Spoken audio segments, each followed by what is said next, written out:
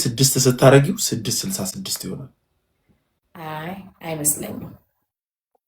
ሂሳቡን እያሰራሁሽ እኮ ነው። እንደ ሂሳቡን ቢመጣ ራሱ ያልቀበል 29 አንበሳ ወረደ። 2 እና 9 ሲደመር ስንት ይሆናል? 11 እና ይወረዳ 50 ይወረድ ምን ችግር አለው? ያለው ቁጥሩን እየነገርኩሽ እኮ ነው። እኔ አትቅለብለብ እስቲ። እኔ እኮ ይወለድ ሂድበት 2 እና 9 11 ሲቀነስ 5 በይ 6 አይሆንም? አንተ በትርፍ ጊዜ ጥንቆላ ትሰራለህ እንዴ? ወደ ወሬ ልግባ። አንቺን አስወጥቼ ነው ወደ ትንተናዬ። የሚረብሸኝ ሰው አለ። አንተ ጥንቁልና ነው እየጠነቆልክ ያልኩህ። ከ30 ደቂቃ በኋላ ና ጥንቁልና አንስጨርስ። አልቀበሉም። እሺ ቻውሽ እልክልሻለሁ ከ30 ደቂቃ በኋላ። እሺ እና በጣም ትልቅ ነገር ነው የተሰራው። እዚህ ጋር የእስጢፋኖስን መነጽር እዩት። መነጽሩን እዩት። ምን ይላል? መነጽሩ አይታየኝም እንደኔ መነጽሩ ምን እንደሚል ግን 1 2 3 ሰዎች አሉ እዚህ ፎቶ ላይ ብቻ 3 ሲባዛ በ2 አድርጉት። ለምን 2 እንደ ኖርማል ቁጥር አትታይም? 6 ይሆናል።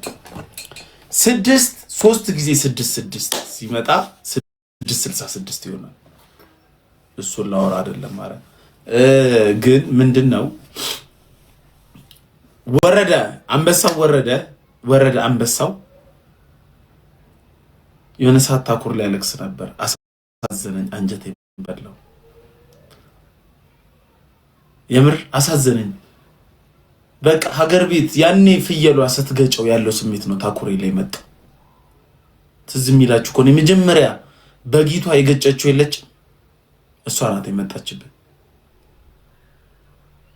ከዛስ በኋላ እስጢፋኖስ ጋር አስቡት። እነ ሳሮን አየልኝ ምን ማለት ነው? አሁን ይሄ ከምን ጋር ተገናኝቶ ነው? ሳሮን አየልኝ እነ ሜላኒ ሄደው ጋላሪ ሲሞሉ መብታቸው ነው ይምሉ። ሳፈ ብላችሁ አጠብቁ። ግን ታኩር አሳዘነ። ከዛስ በኋላ ከዛን ደግሞ ሰው ኮሜንት ላይ ወደ ሌላ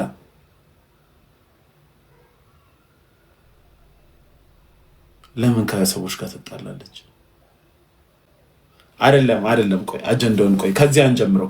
ይሄንን እንተው፣ ከዚህ እንጀምረው። ቆይ ይሄን ነው ብዙ የሚያወያየን ነገር ዛሬ። በጣም የሚያወያየን ነገር የዚህች ልጅ ጉዳይ ነው። እኔ እንደሆነ ያው ድሮ ታቆኛላችሁ፣ ግን ዛሬ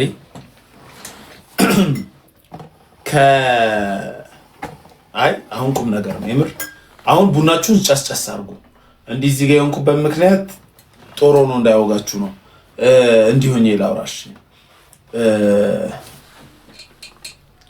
አንተ ቡዜ የምትባል ሲጀመር ከሚዛን አካባቢ ሚዛን ብለህ ስምን ከሚዛን ማትወጣ ከሆነ ሚዛን ነገር ነው።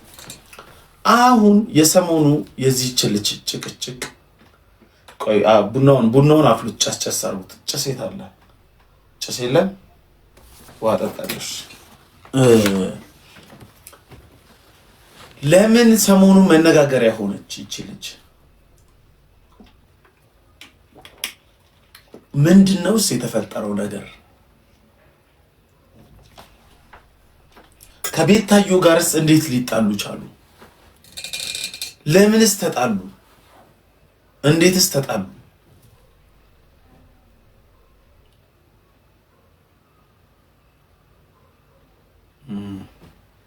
በጣም ጥሩ። በመጀመሪያ ቤታዮ ላይቭ ላይ ለጊፍተር ቴክስት የምታረጉ አለች። ስም አልጠራችም። አይ ቲንክ ስም አልጠራችም፣ ግን ኤቭሪዋን ሜንሽን እያደረገ ነበር። ለምን እንደዚህ አይነት አሰብሽን እንደመጣባችሁ አላውቅም። እናንተ ላይ እከሌ ለጊፍተር ብር ትሰጣለች የሚል አሰብሽን ለምን እንደመጣ አላውቅም፣ ግን መጣባችሁ። ወሰወሳችሁት። ማሜ ጋር ደረሰ። ማሜ ማገላበጠው። ልጅቷን መጣች ክሊር አረጋለሁ ብላ አንዳንድ ቪዲዮዎችን ሰራች፣ አንዳንድ ነገሮችን ተናገረች። ምንድነው የሆነው? ሁላችንም አንድ ፕሮፌሽን ላይ ያለ ሰው ይፎካከራል። ሙያ ልምድ ከመቀሳሰም ይልቅ ይጣላል፣ ይጋጫል። በዚህ ሁሉ ግን ማን መርዝ እንደሆነ ተለይቷል።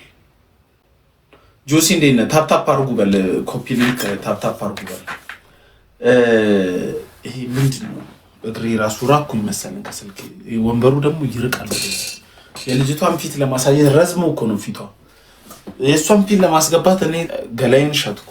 እግሬ በዚህ ይሄዳል ወይ ሱሪ ላድርግ።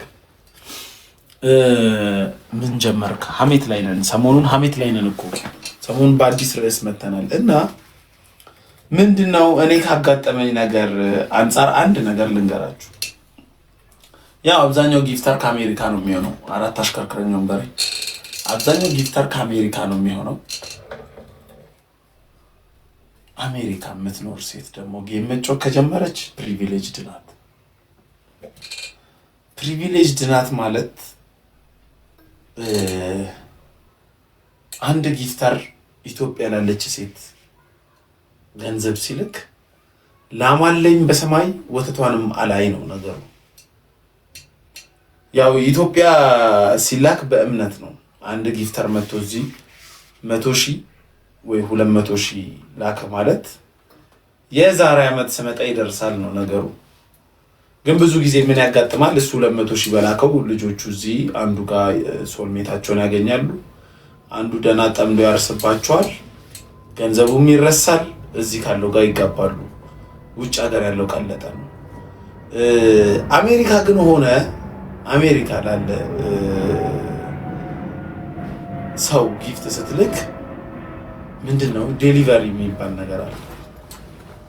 ያው እኔ አሜሪካ ረጅም ዓመት ስለኖርኩኝ ከዛ አንፃር ነው የምነግራችሁ። ዴሊቨሪውን መጠቀም አለብህ። ላምጩ እንዲከፈል ህግ ያስገድዳል። እና እኔ አንዴ ምን አጋጠመኝ? ቡና ጨስጨስ እያደረጋችሁ ቅድስት ቡናውን ፈላርጉት። አይ ቲንክ ዴድፑል የሚባል ጊፍተር ነበረኝ። ይገርማችኋል። ዴድፑል በጣም የዋህ ልጅ ነው። በጣም የዋህ ልጅ ነው። እኔ ቤት እንደ ጊፍተር አልነበረም የሚቀመጠው። ዴድፑል ከ1 እስከ 30 ሌቭል ለእኔ ብቻ ነው የሰጠኝ። ከ1 እስከ 30 ሌቭል እስኪደርስ ከዛን ያ ሰውዬ በውስጥ ቴክስት ይላክለታል። ብዙ ጊዜ ወንዝ ሲወስድ እያሳሳቀ ነው ይባላል። ወንዝ ሲወስድ እያሳሳቀ ነው ማለት ስትገባበት ደስ ይላል፣ ከዛን ትጠፋለህ። ብዙ ወንድ ደግሞ ማቶን ሴትን ከማወቁ ከመጥበሱ በፊት መጀመሪያ ቴክስት የጀማመረ ሰሞኑን ይነግራቸዋል ቤስት ፍሬንዱ እንደዚህ ነው፣ እንዲህ ተፈጥሯል ይላል። ከዛ ነው የሆነ ሰዓት ላይ ወንዙ ውስድ ያደረገውና ጭራሽ ቴክስት አይልክላችሁም፣ ይጠፋል ማለት ነው። የሆነ ሰው ኮንትሮል ያደርገዋል ማለት ነው። እና ዴድፑል በጣም እንደነገርኳችሁ የሚገርም ጊፍተር ነው። ለእኔ በአንድ ቀን 400,000 ኢትዮጵያ ብር የሚያወጣ ጊፍት ሰጥቶኝ ያውቃል። የባለፈው ዓመት ፋሲካ ላይ መሰለኝ። ከዛም የሆነችን ልጅ ቴክስት ተደረገለት፣ አወቀ። አይ ቲንክ ሰርቪስ ተሰጠው፣ የአገልግሎቱ ተጠቃሚ ሆነ። ጠፋ። አሁን ሰሞኑን ጭቅጭቅ ሲነሳ ሰው በጊፍተር ሲጣላ ግራ ገባኝ። ማለት አንድ ሰው ብሩን ከየትም ያምጣው የራሱ ገንዘብ ነው። ከፈለገ ለከል ይሰጣል፣ ከፈለገ ሌላ ሰው ይሰጣል። ደስ ሲለው ለዚህኛው ይሰጣል፣ ደስ ላይ ይሰጣል። አሁን እከሌ ለኔ ይሰጠኝ ተብሎ ቴክስት ይላካል፣ እናውቃለን። ለከሌ አትስጥ ይባላል። አሁን አንድ ልጅ ምን ያደርጋል እዚህ ቲክቶክ ላይ ታውቁት ይሆናል፣ ስም ሜንሽን አላረግም። ገስት ጌም የሚያጫውት ልጅ ነው። የሆነ ጊዜ ለኔ የሆነ ሰውዬ አንበሳ ሲሰጣየና ለምን ከምትሰጠው እኔ ጋር ጥሩ ጥሩ ሴቶች አሉ፣ ለምን እኔ ጋር መተህ ጆይን አታረግም አለው። ሰውዬው ስክሪንሻት ልኮ ቴክስቱን ላከልኝ። ሴቶችም ንግድ ገበያ የሆኑ የመጣበት ዘመን ላይ ስለሆነ ማለት ነው።